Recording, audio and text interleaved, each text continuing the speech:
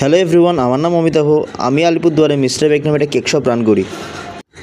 আজকে তোমাদের সাথে দুটো কেকের ভিডিও শেয়ার করব। প্রথমেরটা হলো চকলেট ফ্লেভারের 1 পাউন্ডের কেক, যেটা ছিল একটা বেবি শাওয়ার প্রোগ্রামের জন্য। আর দ্বিতীয়টা হলো চকলেট ফ্লেভারের নর্মাল রেগুলার কেক। তো দেখো কীও শুরু করি। প্রথমে কেকটা লেয়ারিং করে নিই, তারপর কেকের আইসিং শুরু করি। ফার্স্টে আমি বেবি শাওয়ারের কেকটা রেডি করছিলাম। তো এইভাবে বেবি শাওয়ারের কেকটা কমপ্লিট করে কিছু টেকনিক্যাল সমস্যার জন্য বেবি শাওয়ারের কেকটা পুরো ভিডিও নেওয়া হয়নি। তো যতটুকু নেওয়া হয়েছে অতটুকুই আপলোড করলাম আর কি।